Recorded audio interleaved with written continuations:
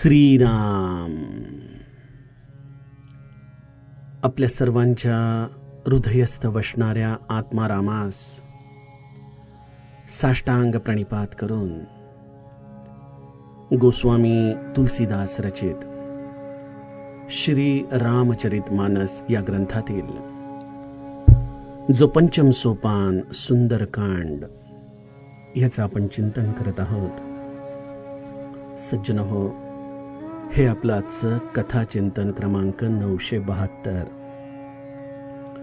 आपण गेल्या चिंतन प्रवाहामध्ये समुद्र प्रभू रामचंद्रांना कशा पद्धतीने शरण आला त्या कथानकातला सारभाग अभ्यासला. प्रभू रामचंद्र 3 दिवस आणि 3 रात्री समुद्राची मनधरणी करत आहेत. मला मार्ग दाखव अशी ते प्रार्थना करत आहेत. परंतु या जड हृदयाच्या समुद्राला प्रभू रामचंद्रांचं स्वरूप कळालंच नाही. त्यांच्या दृष्टीने तर केवळ एक मानव रूपात कोणीतरी आपल्या किनाऱ्यावरती आपली प्रार्थना करत आहे आणि त्यामुळं आपण अशा व्यक्तीसाठी आपलं स्वतःचं स्वरूप धारण करण्याची काहीच गरज नाही. अशा पद्धतीने समुद्र प्रकृतीच्या नियमानुसार दिलेलं कार्य करत राहिला. 3 दिवसाच्या पश्चात प्रभू रामचंद्र लक्ष्मणाला म्हणाले की लक्ष्मणा, भय बिनु होई न प्रीती. समुद्राच्या मनाला जोपर्यंत माझं हे खरं स्वरूप कळत नाही तोपर्यंत त्याला प्रेम निर्माण होणार नाही. लक्ष्मण बाण सरासन आनो सोशो बारिधी बिसिख कृसानो. अशा पद्धतीने प्रभू रामचंद्रांनी समुद्राला शोषून घेण्यासाठी आपला धनुष्य बाण लक्ष्मणाकडून मागवला. त्याचबरोबर त्यांनी 7 समाज जीवनाची सूत्र देखील लक्ष्मणाला सांगितली. जो मूर्ख आहे त्याच्याबरोबर विनय कधी करू नये. जो अत्यंत कपटी आहे, कुटील आहे, त्याच्यावरती प्रेम करू नये. जो सहज कृपण आहे त्याला कधीही नीतीच्या गोष्टी सांगू नयेत. जो ममतेमध्ये रत आहे त्याला कधीही ज्ञान सांगू नये. जो अत्यंत लोभी आहे त्याला कधी वैराग्याच्या गोष्टी सांगू नयेत. जो कामी आहे त्याच्याजवळ हरिकथा बोलू नये. जो अत्यंत क्रोधामध्ये आहे त्याला शमदमादी साधनं सांगू नयेत. आणि जो कामविकारामध्ये लिप्त आहे अशा व्यक्तीला आपण कधीही ज्ञानाच्या गोष्टी सांगू नयेत. अशा पद्धतीने प्रभू रामचंद्रांनी ही जीवन जगण्याची 7 सूत्र लक्ष्मणाला सांगितली. इथं जसा प्रभू रामचंद्रांनी आपला धनुष्य समुद्रावरती संधान केला त्यासरशी समुद्रामध्ये मोठ्या मोठ्या लाटा निर्माण झाल्या. समुद्राच्या गर्भामध्ये राहणारे हे मासे, मगरी, हे सर्व प्रकारचे जीव जंतू तडफडू लागले. त्यांना आपला मृत्यू जणू काही समोर दिसू लागला. आणि मग अशा जीवांसाठी तो समुद्र कनक थार भरी मणिगण नाना बिप्र रूप आयौ तजी माना अशा पद्धतीने प्रभू रामचंद्रांच्या समोर आलेला आहे. त्यांना शरण गेलेला आहे. आणि म्हणून गोस्वामीजी आम्हाला केळाच्या झाडाची उपमा देताना म्हणतात की काटेई पै कदरी फरई कोटी जतन को सींज बिनयन मान खगेस सुनो डाटेही पै नवनीज. अशा पद्धतीने या केळाच्या झाडाची उपमा देत जसं त्याला कापल्याशिवाय ते फळत नाही त्या पद्धतीने अशा अत्यंत मूढ व्यक्तित्वाला देखील जरब शिकवल्याशिवाय त्याला आपला प्रभाव कळून येत नाही. हे सूत्र प्रभू रामचंद्रांनी आपल्याला सांगितलं. आपण कालच्याच कथा निरूपणामध्ये पुढील दोह्याचं गायन केलेलं आहे आणि त्यामुळं आज आपण या 59व्या दोह्याच्या कथाचिंतनामध्ये प्रवेश करूयात. समुद्र कनक थार भरी मणिगण नाना बिप्र रूप आयौ तजी माना. अशा पद्धतीने हातामध्ये सोन्याची थाळी घेऊन जेव्हा त्याला प्रभू रामचंद्रांच्या स्वामित्वाची ओळख पटली, त्यांच्या अधिकाराची ओळख पटली, त्यावेळेला प्रभू रामचंद्रांना शरणागत भावनेने भेटण्यासाठी आलेला आहे. प्रभू रामचंद्रांच्या समोर समुद्र ब्राह्मण रूपाने आलाय. जरी तो ब्राह्मण रूपाने आला असला तरी देखील प्रभू रामचंद्रांच्या दर्शनाने त्याची अवस्था कशी आहे? सभय सिंधू गही पद प्रभू के रे. भयभीत आहे तो. त्याला आपण प्रभू रामचंद्रांचा केलेला हा अवमान आतल्या आत खूप त्रास देतोय. सज्जनो, प्रभू रामचंद्रांचं या भूदेवांवरती, या ब्राह्मण समाजावरती, जो विशेषतः या ब्रह्मस्वरूपाच्या आराधनेमध्ये आहे, अशा या लोकांच्यासाठी मनामध्ये त्याला किती विशेष आदर आहे, हे आपण परशुरामाच्या चरित्रामध्ये बघितलं. प्रभू रामचंद्रांनी परशुरामांना देखील सांगितलं की आपल्याला जे घाबरतात ते या विश्वावरती राज्य करतात, ते समस्त या ब्रह्मांडाचे नायक होतात. अर्थातच या भूदेवांनी घाबरावं असं प्रभू रामचंद्रांमध्ये काही नव्हतंच. परंतु सज्जनो, जरी आपण कित्येकदा या ब्राह्मण रूपाला धारण केलं, परंतु जर आपल्या अंतरंगामध्ये कुठं खोट असेल, आपलं जर चित्त शुद्ध नसेल, तर आम्हाला कुठल्याही प्रकारचा वर्ण हा आमच्या असलेल्या चित्ताला जणू काही भगवंताला सन्मुख जाण्यासाठी कमकुवत ठरत असतो. समुद्र देखील या ब्राह्मण रूपामध्ये आला, परंतु आपल्या हातून प्रभू रामचंद्रांचा झालेला अवमान हा त्याला आतल्या आत जाळत होता. ज्या पद्धतीने समुद्रामध्ये देखील हे मासे, जीव जंतू जळू लागले, त्याचप्रमाणे समुद्र देखील आपल्या अंतःकरणामध्ये आपल्या या चुकीमुळे, आपल्या या मूढतेमुळे जळतोय. आणि त्यामुळं सभीत अशा अंतःकरणाने समुद्र प्रभू रामचंद्रांच्या चरणी येतो, त्यांचे चरण घट्ट धरतो आणि त्यांना प्रार्थना करतो, प्रभू क्षमहु नाथ सब अवगुण मेरे. माझ्यामध्ये अनंत प्रकारचे अवगुण आहेत प्रभू, मी आपल्याच प्रकृतीमधला एक घटक, परंतु या अशा अनंत अवगुणांनी भरलेला आहे. आणि त्यामुळं मला आपली प्रभुता कळाली नाही, आपलं रूप कळलं नाही. मी आपल्याला ताटकळत या समुद्र किनारी वाट पाहायला लावली. हा एवढा मोठा अपराध माझ्याकडून झाला स्वामी. माझ्या या अवगुणांना आपण क्षमा करा, माझ्या या अपराधांना आपण पोटामध्ये घ्या. अशा पद्धतीने समुद्र प्रभू रामचंद्रांची प्रार्थना करतोय. आणि त्यातून आपल्या या असलेल्या अंतस्थ स्वभावाची ओळख प्रभू रामचंद्रांना करून देताना म्हणतो की गगन समीर अनल जल धरणी इनकई नाथ सहज जड करणी. प्रभो, मी समुद्र आहे या जलतत्वापासून बनलेला, परंतु या समस्त सृष्टीला ज्या या आपण 5 पंचमहाभूतांच्या आधाराने निर्माण केलेले आहे, यातील प्रत्येक तत्वाची अवस्था माझ्यासारखीच आहे हो. बघा, हे आकाश किंवा हा त्यामध्ये आकाशात असलेला वायू, या वायूच्या बरोबर असलेला हा अग्नी, या अग्नीच्या पोटी निर्माण झालेलं हे जल आणि या जलाला गोठून निर्माण झालेली ही पृथ्वी, आम्ही सगळेजण एकाच वंशावळीमध्ये येतो. जसे एखाद्या वंशाचा गुणधर्म असतो, जसा तो पिढ्यानपिढ्या प्रत्येकामध्ये उतरत जातो, त्याप्रमाणे या पंचमहाभूतांमध्ये जे आकाशामधून वायू, वायूतून अग्नी, अग्नीतून जल आणि जलातून पृथ्वी रूपाने वाहत खाली खाली या दृश्य जगाच्या दिशेने येतं, त्या प्रत्येकाचा एकच गुणधर्म आहे आणि ते म्हणजे इनकई नाथ सहज जड करणी. ते देखील स्वभावताच अत्यंत जड आहेत. त्यांना जाणीव नाही, त्यांना संवेदना नाही, त्यांना कळत नाही की प्रत्यक्ष आपल्या सगळ्यांचा स्वामी आपल्या समोर उभा आहे. तरी देखील त्यांच्यापैकी कोणी मला साधं जागृत करण्याचा देखील प्रयत्न केला नाही.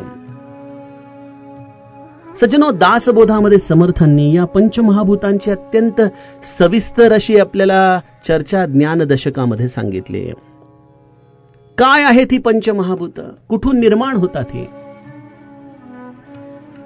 या सृष्टीचा हा परमात्मा, हे ब्रह्मस्वरूप, ज्याच्या अंतरंगामध्ये एकोहम बहुस्याम अशी इच्छा निर्माण होताच या इच्छेच्या अधीन असलेली त्याची निजशक्ती, ही अत्यंत शुद्ध रूपातली ही मूळ माया आपल्याच शक्तीच्या आधाराने प्रसवते आणि तिला गुणमाया नावाची कन्या जन्माला ती घालते.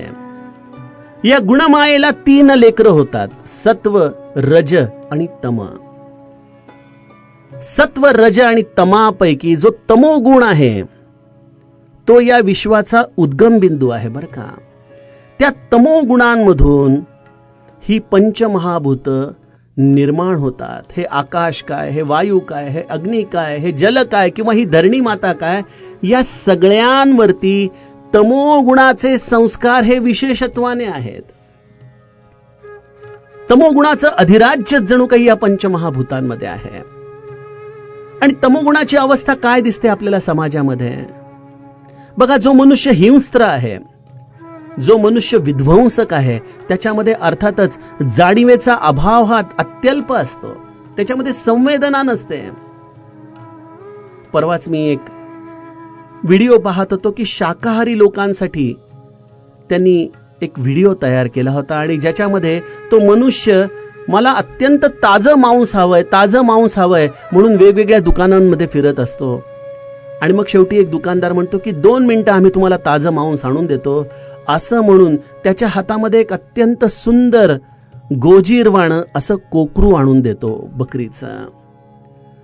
आणि ते अत्यंत प्रेमळ, त्याच्या खांद्यावरती एखाद्या लहान बाळाप्रमाणे झोपलेलं. आणि मग त्याच्या डोक्यामध्ये लख्ख प्रकाश पडतो की आपण अशा जीवांच्या आधाराने ताजं मांस खाण्याचा प्रयत्न करतोय. आपल्याला क्षुधातृप्तीसाठी इतर दुसरं काही नाही आहे का? मनुष्य जसं अन्न खातो त्याप्रमाणे त्याची भावना तयार होत असते. आज आपण या विश्वामध्ये देखील बघतो की सामान्यतः जीव हे तमोगुणाकडे स्वाभाविकपणे आकृष्ट होतात. सत्वगुणाच्या आधाराने कार्य करणारी लोक ही अत्यल्प आहेत, परंतु तमोगुणाचा प्रभाव या सृष्टीवरती आपल्याला स्वाभाविकपणे दिसतो. एखादी सकारात्मक बातमी ही समाजाच्या खूप कमी लोकांपर्यंत जाते किंवा त्यांना प्रभावित करते, परंतु एखादी तमोगुणाची छोटीशी जरी बातमी असेल तरी ती मात्र सगळ्या समाज जीवनामध्ये चर्चेचा विषय ठरते. याचं कारण मनुष्याच्या चित्तावरती देखील तमोगुणाचा पगडा आहे. मनुष्य स्वाभाविकपणे अशा विध्वंसक बातम्यांच्या आधाराने आपलं रंजन करू शकतो, कारण की तो त्याचा मूळ स्वभाव आहे. आणि हा मनुष्याचा स्वभाव का? कारण आम्ही देखील या पंचमहाभूतांनीच तयार झालेलो आहोत. आम्ही काही त्याच्यापेक्षा वेगळे आहोत का? आमच्यामध्ये देखील अस्थि रूपाने पृथ्वी तत्व आहे, रक्त रूपाने आमच्यामध्ये जलतत्व आहे, आमच्यामध्ये पोटामध्ये असलेला हा जठराग्नी हे जणू काही असलेल्या अग्नीचं स्वरूप आहे, आमच्या आतमध्ये असलेली ही प्राणवायूची प्रक्रिया हेच आमच्यातलं वायू तत्व आहे, आणि आमच्या हृदयामध्ये असलेलं हे चिदाकाश, या हृदयाच्या आतमध्ये असलेली ही पोकळी हेच जणू काही आकाश तत्व आमच्या अंतरंगामध्ये वास करतं. त्यामुळं हे सगळं देहरूपी पोतडं देखील पंचमहाभूतांचंच बनलेलं आहे. त्यामुळे मनुष्य हा स्वाभाविकपणे पशुत्वाकडे झुकणारा अधिक आहे. आणि यातून मग आपल्याला संतांची कामगिरी, सद्गुरूची कामगिरी लक्षात येते की अशा स्वाभाविक पशुत्वाकडे झुकलेल्या माणसाला भगवंताकडे वळवणं, त्याला त्याच्या अंतरंगामध्ये असलेल्या शिवतत्वाची ओळख करून देणं, हे एवढं मोठं कार्य सद्गुरू या भूलोकावरती येऊन करत असतात. त्यामुळे तमोगुणातून पंचमहाभूतांची निर्मिती होते. या तमोगुणांचे विशेष संस्कार त्यांच्यामध्ये आहेत.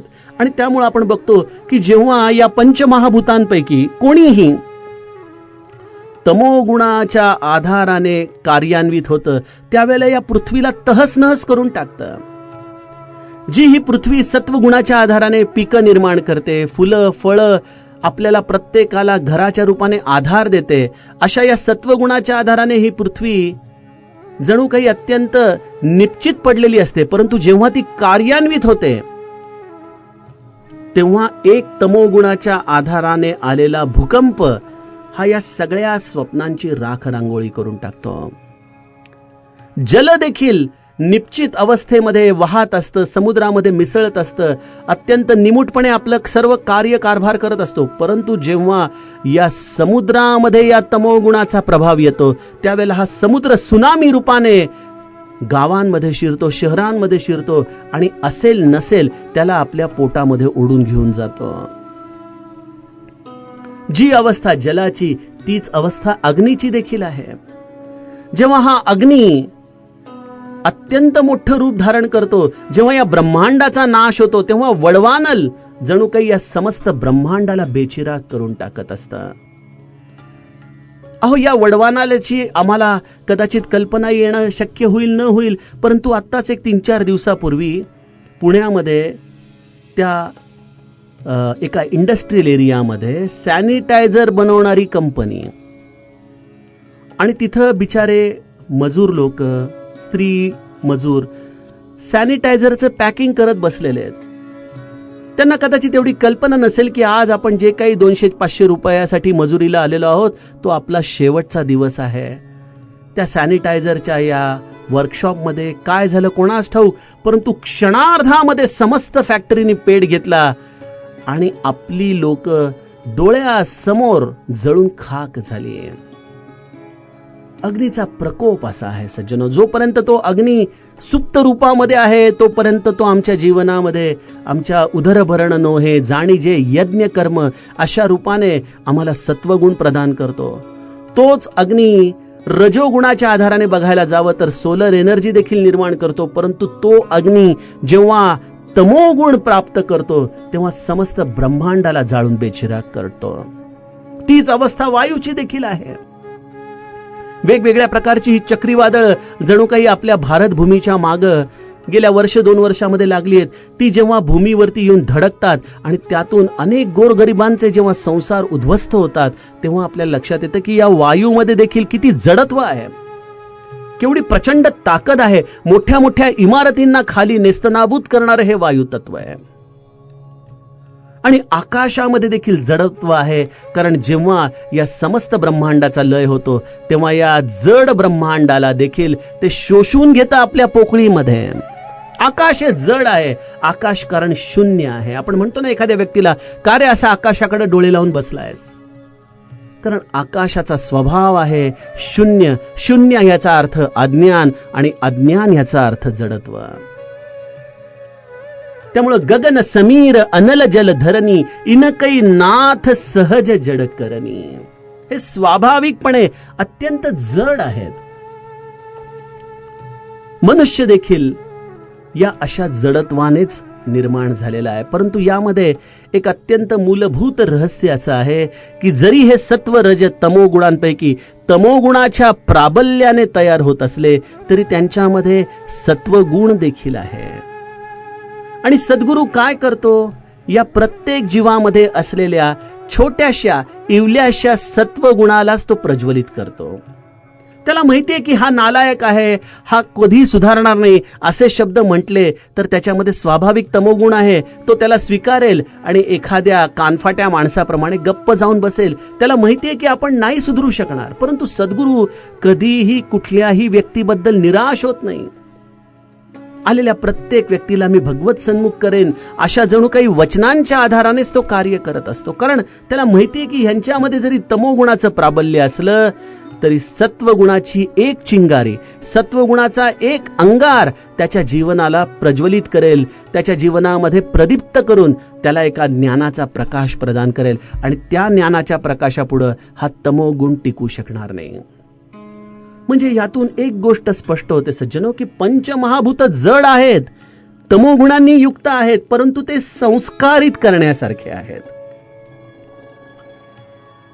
संस्कारित केलेली अवस्था, संस्कारित केलेली भूमी, संस्कारित केलेलं कुठलंही पंचमहाभूत हे जणू काही भगवंताच्या सेवेसाठी अत्यंत उपयुक्त साधन ठरतं. बघा आपल्याकडे आजकाल शेतांमध्ये उत्तम पीक येण्यासाठी भूमीच्या शुद्धीसाठी अग्निहोत्र केलं जातं.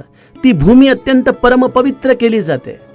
वेगवेगळ्या प्रकारच्या रसायनांनी ही जी भूमी दूषित झालेली आहे तिच्यामध्ये सत्वगुणाची जाणीव प्रज्वलित केली जाते. जी अवस्था भूमीची आहे तीच अवस्था जलाची देखील आहे. आपण सद्गुरूच्या चरणांचं तीर्थ पितो का? कारण की ते जल त्या सद्गुरूच्या चरणांच्या स्पर्शाने संस्कारित झालेलं आहे. आपल्याकडे अनेक जण रामरक्षेच्या आधाराने संस्कारित केलेलं जल प्राशन करतात. मंत्रांच्या आधाराने जल संस्कारित होऊ शकतं हे संतांना माहिती आहे. त्यामुळे जरी हे पंचमहाभूत जड असले तरी ते संस्कार क्षम आहेत. त्यामुळे जलतत्वाला देखील अतिशय उत्तम पद्धतीने संस्कारित करून मनुष्याच्या सात्विक गुणासाठी वापरता येतं. अग्निरूपाने असलेलं हे अन्न हे देखील जेव्हा भगवंताचा प्रसाद, सद्गुरूचा प्रसाद या रूपाने दिलं जातं तेव्हा ते अन्न केवळ उदरभरण नोहे अशा पद्धतीने राहत नाही, ते अन्न आम्हाला उत्तम बुद्धी प्रदान करतं. त्या उत्तम बुद्धीच्या आधाराने आमच्याकडून उत्तम कर्म करून घेतं. त्यामुळं अन्नाला देखील संस्कारित करता येतं. वायू देखील संस्कारित आहे.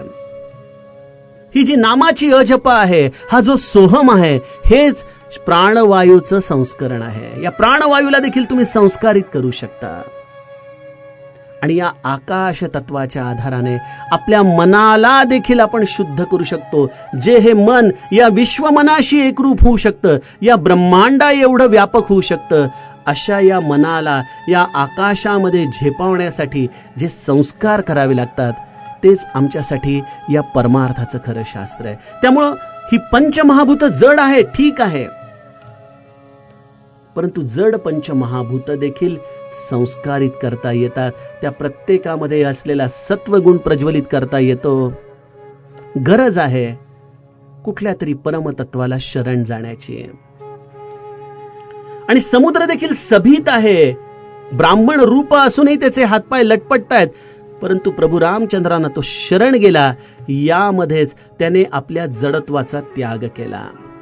बघा, रावण देखील त्याच पंचमहाभूतांनी बनलेला आहे, परंतु रावण आपल्या जडत्वाचा त्याग करू शकला नाही आणि त्यामुळे शेवटी रामाच्या बाणाने त्याला मृत्यू पडावं लागलं. परंतु तोच विभीषण रामाला शरण आला, त्याच राक्षस कुळाला, त्याच पंचमहाभूतांचा बनलेला, परंतु आपला अहंकार टाकताच त्याच राक्षस कुळामध्ये हा परम वैष्णव होऊन गेला. त्यामुळे सज्जनो, प्रश्न आहे आपल्या जडत्वाला टाकण्याचा, आपल्या अभिमानाला टाकण्याचा, आपल्या अहंकाराला टाकण्याचा. आणि या समुद्राने नेमकी तीच कृती करून दाखवली. जरी त्याच्याकडून चुका झाल्या असल्या तरी त्या चुका अनावधानाने झालेल्या आहेत. आपण विचार करा की समुद्राला माहित होतं का की आपल्या जवळ बसलेला हा परमात्मा आपला स्वामी आहे? त्याला ओळख होती का त्याची? अर्थातच नाही. मनुष्य रूपामध्ये आलेल्या रामाला ओळखण्यासाठी कोणीतरी सद्गुरू असावा लागतो. त्या सद्गुरू तत्वाशिवाय रामाची ओळख होणं हे अत्यंत अवघड आहे. मी आपल्याला सांगितलं ना की गोस्वामी तुलसीदासांना देखील 2-3दा रामाचं दर्शन झालं, परंतु ते ओळखू शकले नाहीत. जोपर्यंत हनुमंताने येऊन त्यांना हेच प्रभू रामचंद्र आहेत, यांना तू वंदन कर, यांना तू शरण जा, हे सांगितलं नाही, तोपर्यंत गोस्वामींना देखील प्रभू रामचंद्रांची ओळख होऊ शकली नाही. इथं तर हा जड समुद्र आहे, त्याला हे कळणं अत्यंत अवघड आहे. अशा या समुद्राच्या मनाची ही अवस्था. समुद्र प्रभू रामचंद्रांना शरण जातोय आणि आपल्या अंतरंगातला भाव त्यांच्या समोर प्रगट करतो की प्रभो, आम्ही स्वभावाने जड आहोत, आम्ही कसं ओळखणार आपल्याला? आमचा जन्मच मुळी तुमच्या प्रेरणेने जी ही माया कार्यान्वित झाली, त्या मायेच्या अधीन आमचा जन्म झालेला आहे. आम्ही मायेच्या अखत्यारीमध्ये आहोत. आणि जो मायेच्या अखत्यारीमध्ये आहे तो या मायातीत असलेल्या भगवंताला कसा ओळखेल, कसा जाणेल? आमच्या या सर्व स्वभावामध्येच या त्रिगुणांचं राज्य आहे आणि त्यातही विशेषत्वाने या तमोगुणाच्या आधाराने आलेल्या जडत्वामुळं आम्ही तुम्हाला ओळखू शकलो नाही. मायबाप, आम्हाला माफ करा, मी तुमची क्षमा मागतोय. अशा पद्धतीने समुद्र प्रभु रामचंद्रांच्या चरणी क्षमा याचना करू लागला.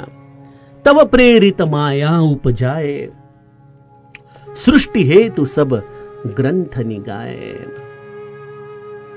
प्रश्न असा येतो की भगवंताने या मायेच्या आधाराने या पंचमहाभूतांची निर्मिती केली आहे आणि मग अशा या सृष्टीमधल्या या पंचमहाभूतांनी या सृष्टीच्या संवर्धनासाठी, संगोपनासाठी आपल्या स्वतःला काही मर्यादा घालून घेतल्या आणि या मर्यादांच्या आधाराने त्यांनी सृष्टीचं पालन केलेलं आहे.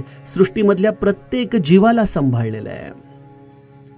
जसं घोड्याच्या डोळ्यांवरती आपण ते झापडं लावतो, त्यामुळे घोडा देखील आजूबाजूला काही बघत नाही, तो केवळ सरळ चालत राहतो आपल्या मार्गानुसार. त्यामुळे प्रकृतीमध्ये देखील या पंचमहाभूतांना एक सिस्टम लावून देण्यात आली आहे, एक वहिवाट, आणि ते योग्य देखील आहे. मला सांगा, जसं आपल्याकडे कामगार संपावरती जातात, तसं जर उद्या पृथ्वी तत्वाने डिक्लेअर केलं की या वर्षी मी कुठल्याही बीला अंकुरित करणार नाही, काय होईल बरं? जलतत्वाने सांगितलं की माझ्यामध्ये असलेली शीतलता, माझ्यामधली असलेली मृदुता मी यावर्षी कोणालाही प्रदान करणार नाही. काय होईल बरं? अग्नितत्व जर विचार करू लागला की मी माझ्यामध्ये असलेली दाहकताच यावर्षी देणार नाही. या सूर्यप्रकाशाच्या शिवाय जीवाचं अस्तित्व आहे का?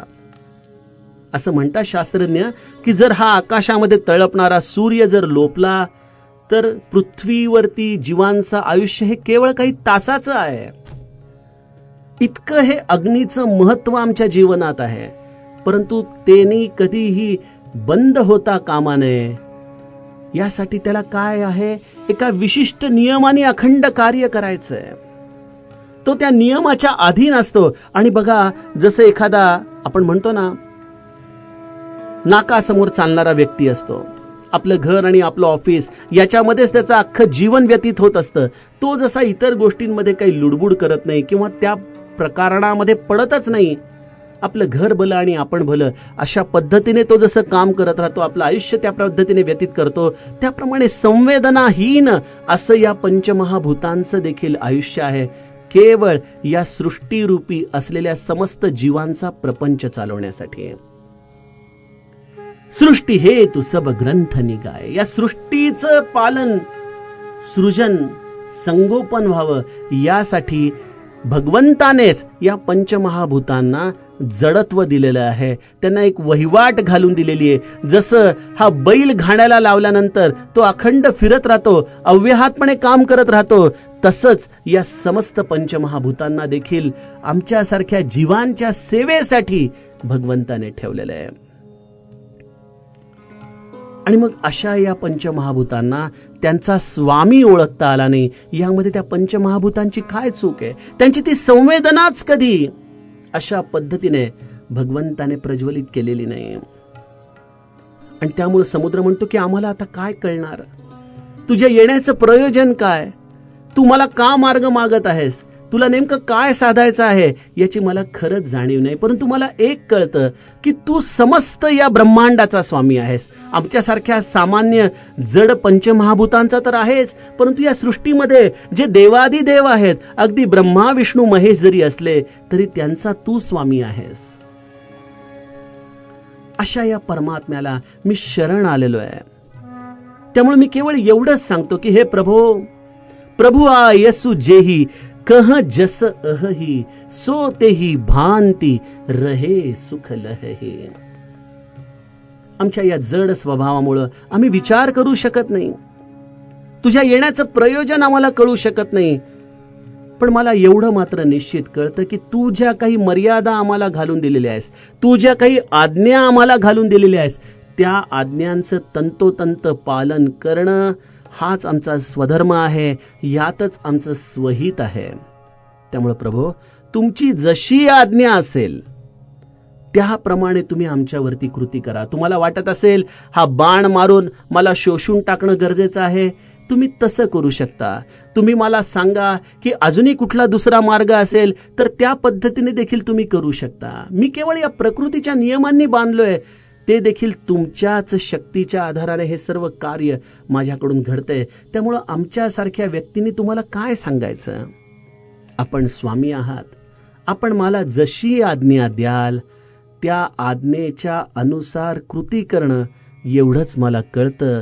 त्यामुळं मी त्या आज्ञेचं पालन करीन आणि अशा पद्धतीने मी माझ्या या सुखासीन अशा समाधानाच्या अवस्थेमध्ये राहीन. या माझ्या मर्यादांमध्येच माझं सुख आहे, या मर्यादांमध्येच माझं समाधान आहे प्रभू. त्यामुळे तुम्ही आमचे स्वामी आहात, आपण मला आज्ञा द्या. अशा पद्धतीने समुद्राने अत्यंत मोजक्या शब्दामध्ये आपल्या असलेल्या मर्यादा प्रभू रामचंद्रांच्या समोर स्पष्ट केल्या. त्याचप्रमाणे प्रभू रामचंद्रांचं असलेलं हे स्वामित्व, त्यांचं हे प्रभुताई पण देखील समुद्राने मान्य केलं. आणि त्यातही विशेषत्वाने तो स्वाभाविकपणे प्रभू रामचंद्रांना शरण गेला. त्यातच त्याच्या जडत्वाचा देखील अंत झालेला आहे. अशा या समुद्राचा आणि प्रभू रामचंद्रांचा संवाद आपण आता सज्जनो पुढील कथा विभागामध्ये अभ्यासूयात. जानकी जीवन स्मरण जय जय राम.